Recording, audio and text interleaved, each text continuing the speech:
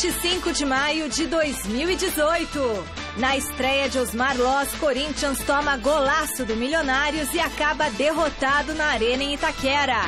Santos esbarra na defesa do Real Garcilasso e fica no empate na Vila Belmiro. Treinamento da seleção brasileira termina com presença da polícia. O motivo? Os torcedores foram impedidos de acompanhar o treinamento do técnico Tite. E ainda, as últimas informações de Palmeiras e São Paulo e as curiosidades da cidade de Saransk, uma das sedes da Copa do Mundo da Rússia. Olá, boa noite. Não foi muito bem como a fiel torcida queria. Na estreia do técnico Osmar Loz, o Corinthians perdeu do Milionários da Colômbia por 1-0, mas terminou a fase de grupos na primeira colocação do grupo 7. Veja como foi o jogo na reportagem de Fernando Gavini. O jogo é pela Libertadores, Corinthians e Milionários em campo. Mas todos os olhares estão voltados para o estreante da noite, Osmar Loz.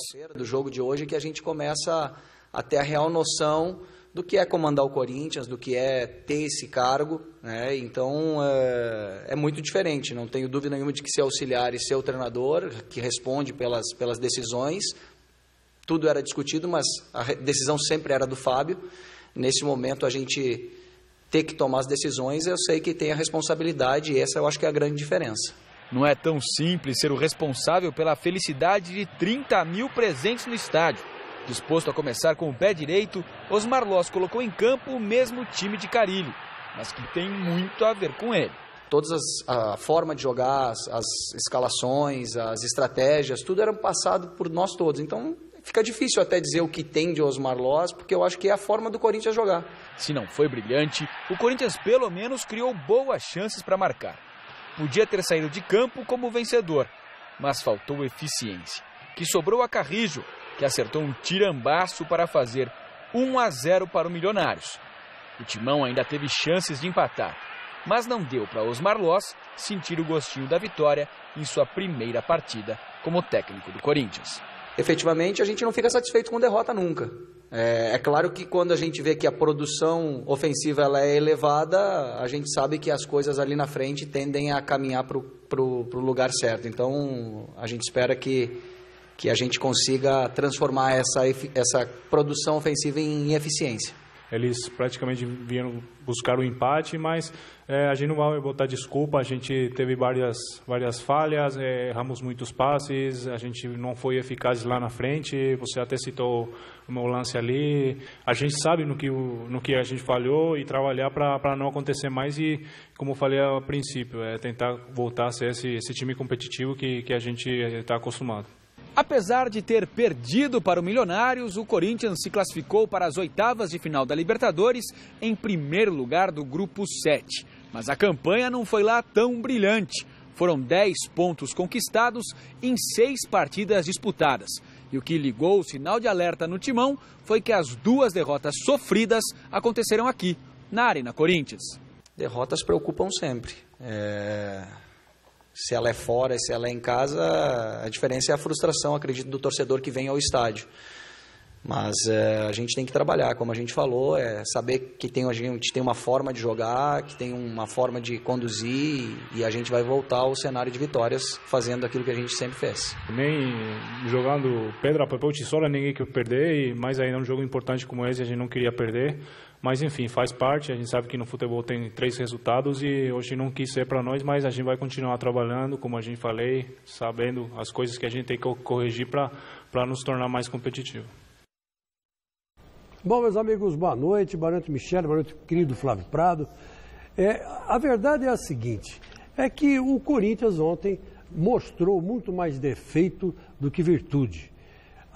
Aquele time que trabalhava a bola tempos atrás, não muito tempo atrás, né, estava muito apressado, entrou na pilha do adversário que precisava ganhar de qualquer jeito para ter uma possibilidade de classificação, o que não aconteceu, né?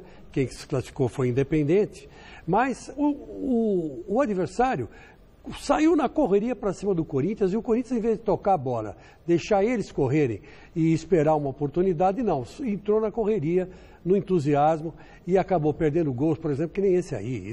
Um gol desse se perde numa Libertadores de jeito nenhum, né?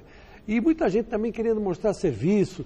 O Osmar Loss também soltou mais o time do que o técnico anterior. Então, quer dizer, era o Balbuena, que não erra a cabeçada, errou essa. Quer dizer, um time precipitado, um time afobado, um time querendo correria e não conseguiu absolutamente nada em cima desse time, que é um time fraco, diga-se de passagem. É um time fraco, não é um time que encanta os olhos de alguém.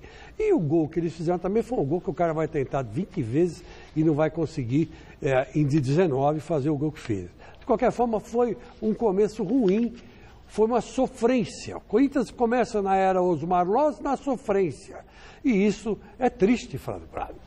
Bom, boa noite, Chico Lang, boa noite, Michele, amigos do Gazeta Esportiva.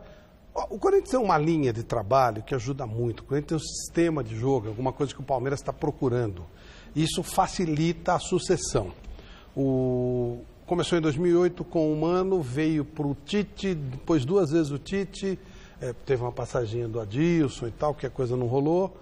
Depois veio o Carille, aí teve aquelas 2 passagens também que não rolaram, quando fugiram da linha sucessória, né? E veio o professor o Cristóvão e também o Oswaldo Oliveira, e aí o Carille veio e levou, e o Loss, ele está inserido nesse sistema de jogo do Corinthians. É claro que esse sistema precisa de algumas adaptações.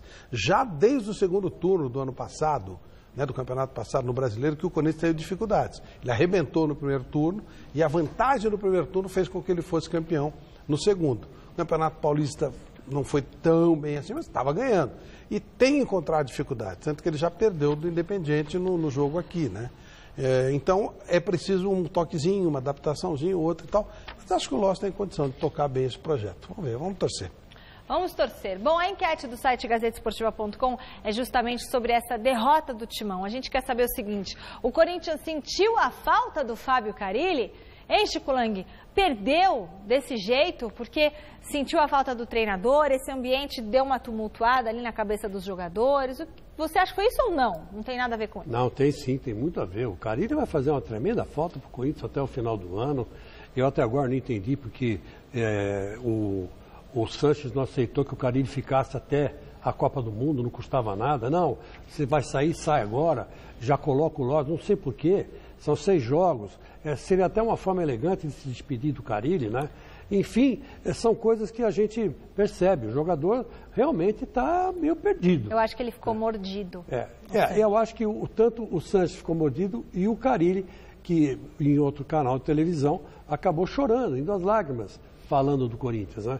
Então, quer dizer, era uma coisa que podia ter passado em branco, mas que ele vai fazer, fez falta ontem e vai continuar fazendo falta. Não teve nenhuma despedida, Flávio? E ontem ainda teve o gol do Carillo. Mas isso também. Ainda o maldito do cara que fez o gol do meio campo, né? É só tirar o E e colocar o gol, Carillo.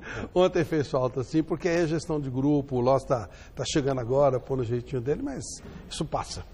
Bom, decepção santista na Vila, Chico Lang não vai ficar pelado. Eu vou ficar pelado. Ah, vai? Não, foi 0-0? Foi. Então não, foi empate, não é? Ó, para um público de apenas 5.016 pagantes, o Santos voltou a não jogar bem e ficou no empate realmente em 0-0 contra o Real Garcilaso do Peru. Veja na reportagem de Adriano Dolfi. Foram muitas, mas muitas chances desperdiçadas pelo Santos diante do Real Garcilaso. Uma noite daquelas que nada deu certo. A pontaria, então, é melhor a gente nem falar. Nas raras vezes que o Peixe conseguiu pelo menos acertar o gol, lá estava o goleiro Morales para salvar o time peruano. O jogo praticamente foi de ataque contra defesa. O Santos tentou de tudo quanto era jeito, mas o placar acabou ficando mesmo no 0-0. Com o empate, a equipe da Baixada se classificou em primeiro no grupo 6. Porém, na classificação geral, teve a pior campanha dentre os líderes. Se você conseguir desvencilhar a campanha na Libertadores pelo jogo de hoje, não foi uma campanha ruim. Pelo jogo hoje foi uma situação ruim, porque o Santos tem a obrigação de vencer, não só fora como em casa. E nós não vencemos. Mas num somatório total de um grupo tão difícil onde o Santos disputou, nós passamos em primeiro. E isso não dá para esconder pela não vitória de hoje. Depois de parar na barreira peruana, o Santos terminou o jogo vaiado pela torcida. Mesmo assim, terminou em primeiro no grupo na Copa Libertadores. Para o técnico Jair Ventura, é hora de trabalhar. Se o máximo não fosse suficiente para jogar bonito e alcançar os objetivos, a gente vai dar mais ainda para a gente conseguir alcançar os objetivos e jogar bonito. E a torcida tem toda a razão quando a gente não consegue só alcançar os objetivos e não jogar bonito. Mas mesmo assim, com toda essa dificuldade, com todo esse futebol não vistoso, o Santos está vivo entre poucas equipes do Brasil que está vivo nas 3 competições. E passamos em primeiro na chave dificílima da Libertadores. Meu caro Flávio Prado, vou deixar você para comentar a partida que você fez pela Jovem Pan. Então, eu trabalhei nesse jogo. E eu não posso dizer que ele tenha me decepcionado. Porque eu não esperava nada do jogo. Então, não teve nada, foi tudo certo. O Santos criou boas oportunidades em alguns momentos, mas os jogadores cruciais do Santos não estavam bem. O Gabigol jogou mal, o Rodrigo jogou mal, o Jamota mostrou alguma coisinha, apareceu no primeiro tempo um volante chamado Diego Pituco, um canhoto, que não é tão jovem assim, mas estava bem, depois caiu no segundo tempo. Então o Santos perdeu muita chance, poderia ter vencido o jogo. Agora, o Santos tem limitações, o Jair joga da maneira que ele gosta, né? Aquele conceito de priorizar a defesa e tal. O trabalho do Jair começou agora. E o Santos está conseguindo, está chegando, terminou em primeiro do grupo. Ok, teve grupos que tiveram segundos colocados com mais pontos, mas não importa. Cumpriu o que ele até agora está rendendo. Os caras vão lá para encher o saco, eu não entendo isso, viu? E 5 mil pessoas só, casa, que absurdo, não torra o saco. Você não está afim de Deus, não vai, não enche o saco. Agora, eu vi o jogo também pela televisão e eu vou te contar uma coisa. Eu quase pensei que eu tinha que fazer o programa pelado hoje mesmo. Nossa Senhora! Eu falei assim, olha, esse Real Garcilaso é um time de quinta categoria. E eu falei, só falta esses caras acertarem um chute e a bola entrar. E você ficar pelado aqui, e o pior de tudo é tomar friagem, né? Tomar tudo é a friagem, que tá frio aqui na Paulista hoje. Barbaridade. Bom, mais 4 partidas completaram ontem a última rodada da fase de grupos da Libertadores. Em Medellín, na Colômbia, Atlético Nacional e Colo-Colo empataram em 0-0. Resultado garantiu a classificação das 2 equipes para as oitavas de final. Veja os gols dos outros jogos. E com o fim da primeira fase, já podemos projetar alguns possíveis duelos nas oitavas de final da Libertadores. Os clubes que terminaram em primeiro nos seus grupos encaram os que ficaram no pote 2. Então, no pote 1 estão Grêmio, Atlético Nacional, Libertad, River Plate, Cruzeiro, Santos, Corinthians e Palmeiras. Já no segundo pote ficaram Cerro Porteño, Colo-Colo, Tucumã, Flamengo, Racing, Estudiantes, Independente e Boca Juniors. O sorteio dos confrontos acontece no dia 4 de junho. Ô, Flávio, só uma pergunta aí. Você que adora o futebol argentino, você vai cansar de ver Brasil e Argentina agora, né? Vai, os melhores são os Zé Vejaneda, né? O Racing Independente. E o Boca, o brasileiro. Aí que tá, né? O Boca não. Aí que tá. Esse era o problema. Quando a gente achava que o Palmeiras devia ter, né? Facilitado um pouco as coisas contra o Júnior Barranquilla para tirar o Boca. Agora o Boca tá vivo. E você sabe como é que é o Boca. O Boca é o Boca, né? É que nem o Corinthians. É difícil você matar. Time grande, time de torcida. Joga lá no La Bombonera, quer dizer, é complicado. Mas a Libertadores, assim, ganha um pouco de emoção, né? Porque... Sim, time bom, melhor ter time de cabeça. É verdade. E morreu nesta sexta-feira, aos 74 anos, o empresário, advogado e jornalista J. Ávila. Ex-presidente da Traffic, maior agência de marketing esportivo do Brasil, ele estava internado desde segunda-feira no Hospital Sírio-Libanês, em São Paulo, e não resistiu a problemas respiratórios. Ele estava envolvido no maior caso de corrupção do futebol mundial e chegou a ser preso pelo FBI, Polícia Federal Americana, no dia 9 de maio de 2013, acusado de obstrução de justiça. Ávila fez um acordo de colaboração com as autoridades norte-americanas e esse acordo acabou levando à prisão do ex-presidente da CBF, José Maria Marim. A operação fez que surgisse mais de 40 réus, entre eles Marco Polo Deonero e os 3 últimos presidentes da Conmebol, Nicolás Leoz, Eugênio Figueiredo e Juan Ángel Naput. O empresário deixa esposa, 3 filhos e 6 netos. Eu trabalhei com o J. Ávila. E ele foi um repórter não foi espetacular, mas um repórter razoável, e se queixava muito do que ganhava pouco, né? E um dia ele disse, olha, vou parar de ganhar pouco, eu vou começar a ganhar dinheiro. E saiu, teve a ética, deixa a imprensa e virou empresário, e aí começou a andar com figuras desse nível aí que foram colocadas. e realmente passou a fazer parte desse grupo todo dessa sujeira, essa nojeira no futebol. Só que é o seguinte, ele já falou tudo para os americanos e já foi enviado tudo aqui para o Brasil. Estão esperando o quê para ir atrás de Marco Polo, de Ricardo Teixeira? Os caras estão todos aí. O Ávila até já morreu, esses caras não podem. Não aleguem que não sabem as informações. Ele falou tudo. Ele não deixou de falar, por isso que ele foi solto pela justiça americana. Então temos coisas suficientes para prender os caras. Por que não prendemos? É verdade, eu só tenho a lamentar, né? A gente queria um certo laço de amizade, de simpatia, porque o cara era companheiro nosso, né? Ele começou como repórter de campo na Bandeirantes, depois passou a ser comentarista, e quando ele começou a ficar empresário, ele tinha 5, 6 carrinhos de cachorro-quente. Foi assim que ele começou a vida dele como empresário. Chegou até jornais, rede de televisão e tudo mais, e quis dar o passo maior que a perna. Essa é a grande verdade, o erro dele foi esse. Não, mas ele entrou já por avalanche, né? Ele entrou pelo mundo sujo do futebol. Entrou pelo lado errado do negócio, né? Não tinha como entrar, para entrar tinha que pisar na lama. Tinha que pisar na lama e ele pisou, pagou para ver. Mas, de qualquer forma, sentimentos para a família do Eu lamento Ávila, muito a morte dele. E que a gente sente muito que tenha tido um fim desse, um bom profissional, como ele era quando era jornalista. A gente segue apresentando os 12 estádios que estarão presentes na Copa do Mundo da Rússia.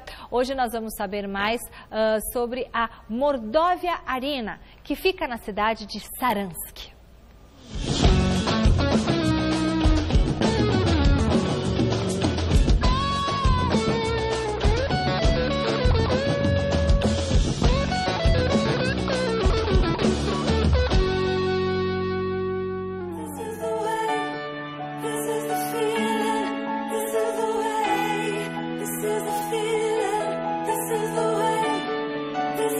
Saransk é uma cidade localizada na bacia hidrográfica do rio Volga, a mais de 600 quilômetros ao leste da capital Moscou. Curiosamente, sua população vem diminuindo ao longo dos anos em função do enfraquecimento das grandes fábricas por conta da entrada de produtos importados na Rússia. No final da década de 80, o número de habitantes era de 312 mil. Já em 2010, caiu para 297 mil pessoas. Um dos principais pontos turísticos, a Catedral Ortodoxa, foi construída em homenagem a Fyodor Ushakov, um antigo comandante da Marinha Russa. Mesmo sendo finalizada apenas em 2006, a obra chama a atenção pela arquitetura da época do Império Russo.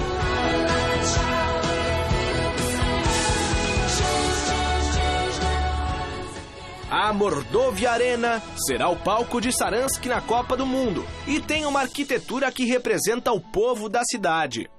As cores vivas e alaranjadas fazem referência à paleta de tonalidades usadas pelos artesãos da região. Para o torneio, a capacidade gira em torno de 44 mil lugares. Após o Mundial, este número deve ser reduzido para aproximadamente 28 mil. O custo do estádio foi de pouco mais de 900 milhões de reais. 4 jogos acontecem na Mordovia Arena, incluindo a partida de Portugal contra Irã, em duelo válido pelo grupo B do torneio. Será que Cristiano Ronaldo fará algum gol neste gramado?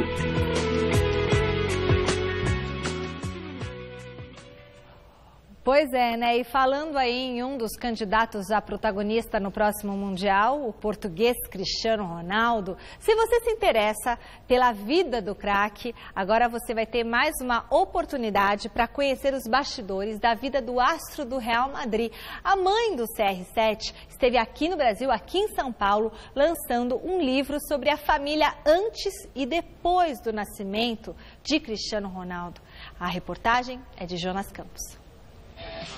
Esse tumulto todo na livraria de um shopping aqui da capital paulista tem a ver com o melhor jogador do mundo, Cristiano Ronaldo.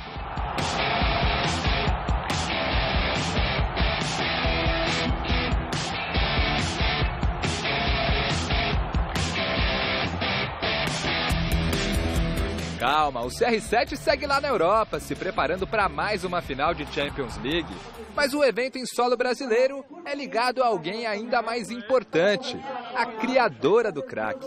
Dona Maria Dolores dos Santos Aveiro, a mãe do Cristiano, veio lançar o livro que relata boa parte de sua trajetória. Uma mulher que perdeu a mãe cedo, foi abandonada em um orfanato, passou fome e encarou uma infância na pobreza, mas que com muita fibra e coragem reconstruiu uma família. Foi um pouco complicada a minha vida, mas com a força e pensar os meus que já lá partiram, e eu acho que foi a força que a minha mãe transmitiu para ser a melhor que sou hoje. Hoje, quando você vê sua família, o seu filho, o melhor jogador de futebol do mundo, que filme que passa na sua cabeça? Estou muito satisfeita do Ronaldo chegar ao ponto que chegou, mas para mim Ronaldo é igual aos outros irmãos que eu tenho, portanto eu trato ele como os outros filhos que eu tenho. E a gente não pode perder a oportunidade de perguntar como é que é o Ronaldo no dia a dia, um pouquinho da personalidade dele, que você possa passar para os brasileiros que tanto admiram esse jogador. Ronaldo trabalha muito, é amigo da sua amiga e tem os pés bem assentes na terra e trabalha, aquilo que ele chegou é com muito trabalho. Quando ficou grávida do quarto filho, Dolores Aveiro, que tinha 30 anos, pensou até em aborto devido às dificuldades financeiras da família na época. As tentativas não deram certo e dessa gravidez nasceu justamente ele, Cristiano Ronaldo. Tentei fazer este livro para transmitir às mulheres, para não abortar como eu tentei fazer, porque a gente nunca sabe aquilo que a gente podemos alcançar. Para mim, eu alcancei uma estrela que iluminou a minha vida e a família toda. O nome do livro já diz tudo sobre a coragem de uma mãe que superou todas as dificuldades para criar os filhos, e entre eles, o menino Cristiano. Uma mãe com esta fibra só podia gerar o melhor jogador de futebol do mundo.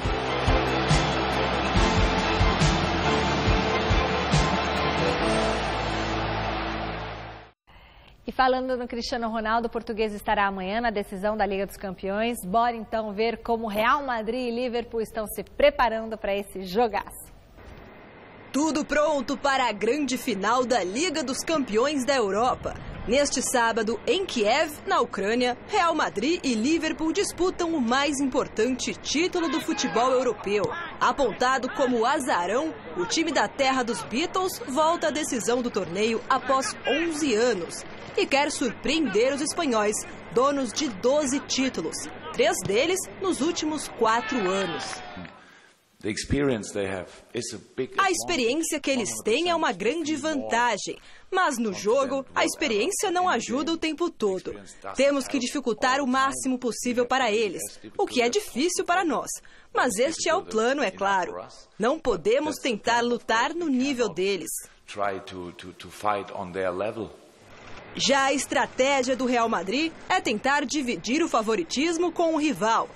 Zinedine Zidane, que pode tornar-se o primeiro técnico tricampeão consecutivo da competição, afirmou que as duas equipes têm as mesmas chances de levantar a orelhuda. Mas com todas as estrelas à disposição do treinador merengue, difícil não apontar o time espanhol como o maior favorito neste confronto. Uma vitória do Real Madrid na decisão também vai colocar o nome de 2 jogadores em destaque na história da Liga dos Campeões. Casemiro e Marcelo podem chegar ao 4º título, ultrapassando Daniel Alves, que tem 3, tornando-se assim os brasileiros com mais conquistas na UEFA Champions League. Ô Flávio, vou até deixar você comentar antes, que você com certeza amanhã, às 4 horas da tarde, né, por aí, 15 para as 4, né, vai estar ligadíssimo nessa final. O que você espera de Arsenal versus Liverpool versus Real Madrid? Olha, o Real é mais equilibrado como time. O Liverpool tem o maior ataque do mundo, é extremamente veloz. O Jürgen Klopp tem o maior contra-ataque do mundo. No livro do Mourinho, do Guardiola, é descrito como a manada de búfalo em cima de nós. E a manada de búfalo tem agora o Salah, o Sadio Mané e o Firmino. É muita velocidade, é muita rapidez e, portanto, o Liverpool pode surpreender. Ele tem uma defesa inferior, o time do Real como todo é superior. mas eu vou torcer muito pro Liverpool. Vou torcer pelo Klopp, pela rapidez do jogo, pelos 3 atacantes, vai ser muito legal. Olha, eu vou torcer pro Liverpool, primeiro porque é da terra dos Beatles. E eu gosto dos Beatles até hoje, embora só esteja vivo o Paul McCartney, né? E o Ringo Starr. Mas vou torcer porque o Firmino disse que é corintiano. Então vai, Firmino. E o Neymar vai, falou Liverpool. que é palmeirense, hein? Bom, então, ele que vai pro Palmeiras. Já que o assunto são as finais, pro nós convidamos você para domingo assistir mais um jogo da decisão pela Liga de Basquete Feminino. O duelo entre Vera Cruz Campinas e Sampaio Basquete está empatado com uma vitória para cada lado. Após 2 jogos aqui no interior de São Paulo, o confronto viaja agora para as 2 partidas lá no Maranhão. Então fica o convite, domingo a partir das 10 para as 3 da tarde, mais um jogaço da LBF aqui na TV Gazeta. E a gente continua a falar de basquete, partida disputadíssima ontem pelo jogo 5 da Conferência Oeste da NBA. Olha como foi. Nosso contato agora é com o repórter Osmar Garrafa, que segue na Granja Comari, em Teresópolis, acompanhando a preparação da seleção brasileira. Boa noite, Garrafa.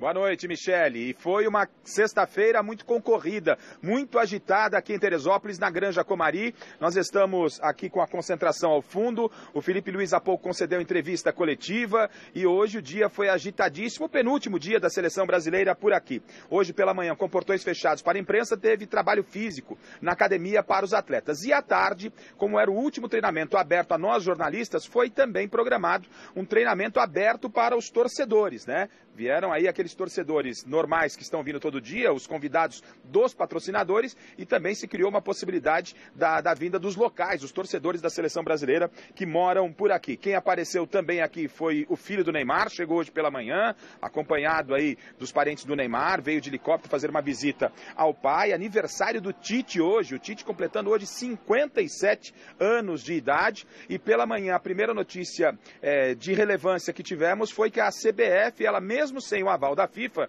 ela entendeu que os jogadores que atuam no futebol brasileiro e estão na pré-lista estão livres para jogar. A CBF está bancando essa situação. Não teve um retorno da FIFA como era previsto e esperado para ontem. Os clubes foram avisados e agora é saber qual será a conduta dos clubes. Se esses jogadores que estão nessa pré-lista vão ser colocados em campo ou não. O Palmeiras optou não colocar o Dudu na última quarta-feira, mas a CBF tem a interpretação dela e deu garantia que os jogadores podem jogar normalmente. E, claro, o aniversário, voltando para o aniversário do Tite, foi um dia muito movimentado por aqui. A torcida quis dar um abraço no Tite, quis também dar um abraço nos jogadores, ou ver pelo menos os jogadores de perto. E nós vamos acompanhar como foi a movimentação no início da tarde. Começou muito legal, mas não acabou muito bem não. Veja o sacrifício da torcida aqui de Teresópolis para poder ter um contato, pelo menos visual, com os craques da seleção brasileira. Hoje foi dia de festa na concentração da seleção aqui na Granja Comari. E festa que se preze tem que ter um homenageado. E na festa do aniversário do técnico Tite, que hoje completa 57 anos, não faltaram convidados, que vieram até a Granja para ver o aniversariante e os craques da seleção. Quem é o jogador mais bonito da seleção? O goleiro, como é que é o nome? O Alisson. Não tem outro, só o Alisson? Eu acho. O Cássio, o que você acha do Cássio? Não. Cássio, mais estilão, cabelo comprido. Não. Jeromel. Deus me livre, não. A confusão na entrada não foi pouca. A desorganização predominou. Se tinha alguém que tinha que entrar, que era você hoje. Você tá a semana inteira com essa corneta aí, né, filho? Pode deixar ligado aí. Tô a semana inteira, companheiro. Hoje eu consegui. Amanhã não dá, né? Porque amanhã o ouro vai embora. O empurra-empurra deixou o policiamento apreensivo. E eles resolveram liberar o portão para a galera poder ver de perto, ou seja, mais ou menos de perto, os craques da seleção. Você queria falar com quem aí? Neymar e Alisson. Marcelo também. Eu queria ver o Coutinho e o Paulinho por causa da camisa do Barcelona. Quem não conseguiu entrar, criou uma alternativa para dar seu apoio à seleção brasileira. Bota a bola pra rolar e a rede pra tremer. É gol, é gol, é gol. É pra mim e pra você. Esse garotinho esbanjou o otimismo e já traçou o caminho que o Brasil deve percorrer até chegar ao título. Peguei futuro, tem uma máquina. Ah, é? E o que diz do primeiro jogo? Primeiro jogo 3-0. O Brasil chega na final. Chega. Com quem? Alemanha. Brasil e Alemanha de novo? Ou a França. A festa foi grande. E claro que nós fizemos parte dela. E até, acreditem, fomos homenageados. Ô, Michele! Um abraço, Michele! Estamos aí!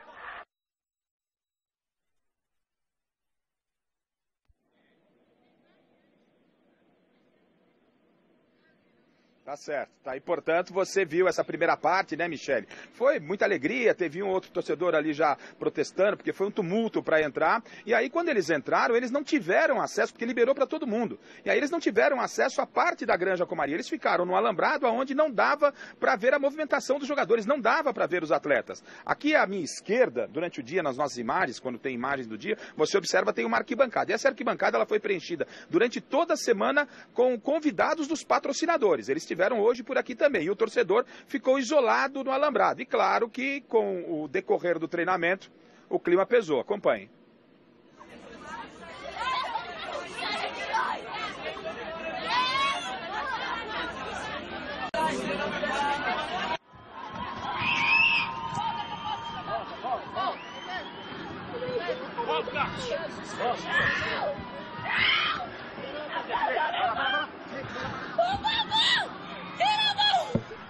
Eu quero descer nem vai agora, não, tô passando mal, calma.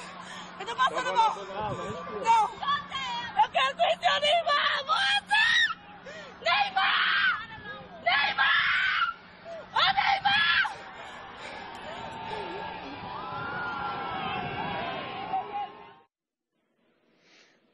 Tá aí, você percebeu, né, Michele, que o clima ficou pesado mesmo, começou a invasão, policiamento foi chamado, não ficou legal esse comportamento da CBF, foi muito desorganizado, inicialmente seriam 150 senhas distribuídas, aí acumulou um corre-corre danado, liberou todo mundo, mas os torcedores não puderam entrar, teve gente gritando 7-1, não adianta torcer para a seleção, não ficou legal. A CBF, nesse ponto, ela pisou na bola. O treinamento, nenhuma novidade, a não ser o Fagner. O Fagner se movimentou hoje já no campo, mas apenas para alguns trotes, não é? Então já está chegando ao final da sua recuperação. Ele e o Douglas Costa são os problemas médicos. O Neymar, sem nenhuma limitação, treinando normalmente com seus companheiros. O Tite separou a equipe em dois campos, não é? Não deu nenhum desenho de equipe titular para os próximos 2 amistosos da seleção antes da estreia na Copa. E aí tivemos, na sequência, a entrevista do Filipe Luís, jogador que atua no futebol espanhol já há um bom tempo, e ele falou a respeito do técnico Tite. O Tite não tem garantida a permanência dele no comando da seleção depois da Copa do Mundo. E comenta-se que o Tite pode parar no futebol da Espanha. O Filipe Luís falou a respeito do Tite se dar bem ou não dirigindo o futebol espanhol. Com certeza, sem dúvida. É um treinador que está totalmente preparado. É fácil falar, né? Porque é meu técnico agora, então, obviamente, mas tão completo na parte defensiva como na parte ofensiva, como em todos os aspectos ele consegue controlar bem. E talvez seria o meu espelho se num futuro eu fosse técnico. Eu gostaria de ser da mesma. Temos as mesmas ideias de jogo, que não é fácil, mesmo porque eu tive muitos técnicos na Europa que a gente não compartilha as ideias dentro do campo, nem táticas, nem de treinamentos. Então, esse talvez seria o sistema que eu mais gostaria de aprender no futuro se eu fosse técnico, né? Mas não tenho nenhuma dúvida de que o Tite, se ele for trabalhar no clube na Europa, ainda mais com o dia a dia que ele pode realmente ter tempo para trabalhar com os jogadores e fazer melhorar o rendimento nesse dia a dia nos treinamentos, não tenho dúvida que ele pode ser um técnico campeão na Europa. Essa definição nós vamos ter somente ao término da Copa do Mundo, se o Tite renova contrato, se vai trabalhar no futebol europeu, que é o sonho dele, ou se fica no futebol brasileiro, que é pouco provável. Para finalizar, o Dadá Maravilha está trabalhando para uma televisão de Minas Gerais, Belo Horizonte, ele que é o quinto maior artilheiro da história do futebol brasileiro, só perde para o Zico, Pelé, Romário e Roberto Dinamite. Ele estava por aqui e pediu, ao término do treinamento, que o Tite viesse até o alambrado para que ele pudesse dar os parabéns ao Tite. O Tite, obviamente, veio simpaticamente, atendeu o Dadá Maravilha e a nossa equipe aqui, o Urândio, o Chico, o Caio, todos nós, registramos esse momento exclusivo para você. atacantes que tiver lá, vai encostar neles. Parabéns pelo seu aniversário. Obrigado. Obrigado por ter colocado o Brasil entre favorito. E depois, obrigado pela sua humildade de conversar com o Sérgio, essa pessoa maravilhosa, nota 10, Zagallo espetacular. Essa humildade de você conversar com essas pessoas. Obrigado. Que Deus te proteja, que o nosso Brasil...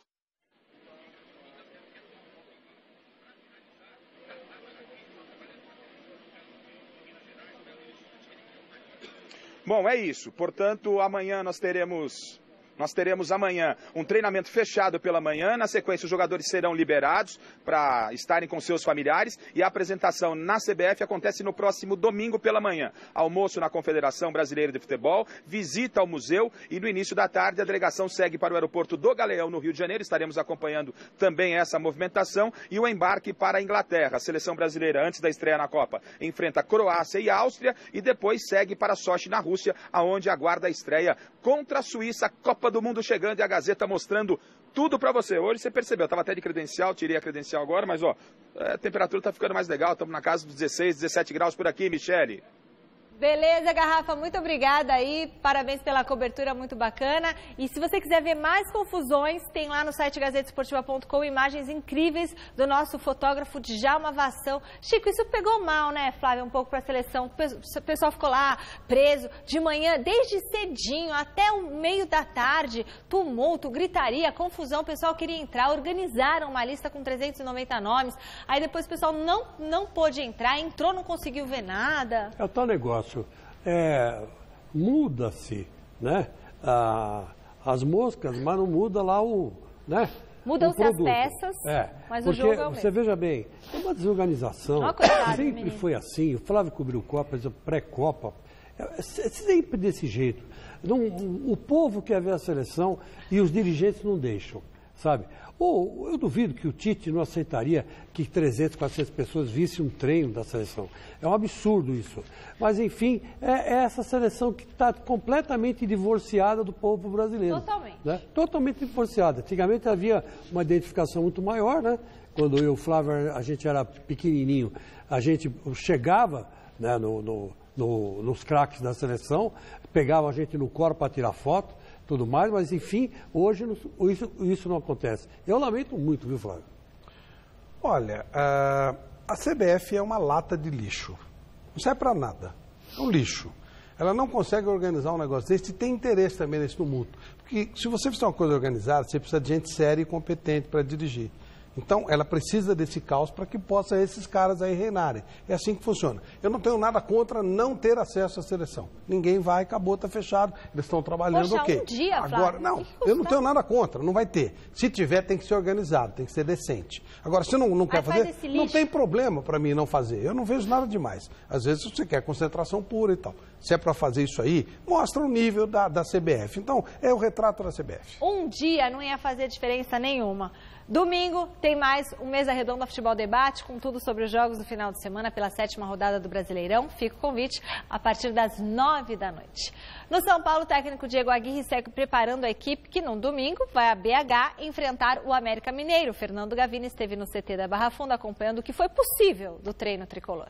Invicto a 9 partidas na temporada, o São Paulo volta a campo neste domingo para enfrentar o América Mineiro em Belo Horizonte pelo Campeonato Brasileiro. Durante a semana, o técnico Diego Aguirre aproveitou o tempo sem jogos para trabalhar mais a parte ofensiva, especialmente a armação de jogadas e também as finalizações. A expectativa é que o setor de ataque mostre uma evolução na partida diante da equipe mineira. Como de praxe, aqui no São Paulo, apenas 15 minutos puderam ser acompanhados pela imprensa. E a escalação do time é um mistério. A principal dúvida está na defesa. Anderson Martins foi expulso contra o Santos e cumpre suspensão automática. Além disso, o Rodrigo Caio passou por uma cirurgia no pé na última sexta-feira e também está fora. A tendência é que Arboleda seja escalado, entre no time para formar a dupla de zaga com Bruno Alves. Mas existe também a possibilidade do Militão passar para a zaga e o Regis ser escalado na lateral. Do CT da Barra Funda, Fernando Gavini. O Corinthians, depois da derrota de ontem para o Milionários da Colômbia por 1-0, começa a se preparar para enfrentar o Internacional domingo no Beira-Rio. Jonas Campos tem as informações. Após a derrota de ontem para o Milionários, o Corinthians se reapresentou já pensando no Campeonato Brasileiro. Neste domingo, 4 da tarde, no Beira-Rio, o Timão visita o Internacional, no segundo jogo do técnico Osmar Loz no comando da equipe, buscando sua primeira vitória desde a saída de Fábio Carille para a Arábia Saudita. Mudança certa no time é a saída do volante Gabriel, suspenso, para a entrada de Paulo Roberto, que deve ser o substituto. Lá na frente fica a expectativa para a presença do centroavante Roger, que recentemente estava no Colorado. Uma outra dúvida seria Rodriguinho, que pode estar naquela lista de suplentes da seleção brasileira para a Copa do Mundo da Rússia. Inicialmente, a CBF vetou a participação dos jogadores dessa lista em competições nacionais. A exemplo do que aconteceu com o atacante Dudu, do Palmeiras, nesse meio de semana, ele que não enfrentou o América Mineiro em duelo válido pela Copa do Brasil. Porém, hoje a CBF liberou esses atletas para atuarem normalmente pelos seus respectivos clubes. Então, caso o Rodriguinho faça mesmo parte da lista, ele está liberado para encarar o Internacional neste domingo em Porto Alegre. Ralf, Danilo e René Júnior, todos voltando de lesão, correram em volta do gramado nesta sexta. Como o treino de hoje não teve a presença dos jogadores considerados titulares no campo, o time segue indefinido. O Timão volta a treinar neste sábado de manhã aqui no CT e no período da tarde segue viagem para o Rio Grande do Sul. Eu falava assim que no comecinho o Osmar Loz vai mexer muito no time, não. Vai ser quem ele puder escalar. O Gabriel não deve jogar, está suspenso, deve entrar o Paulo Roberto. E vai ser esse esquema 4-2-4, né?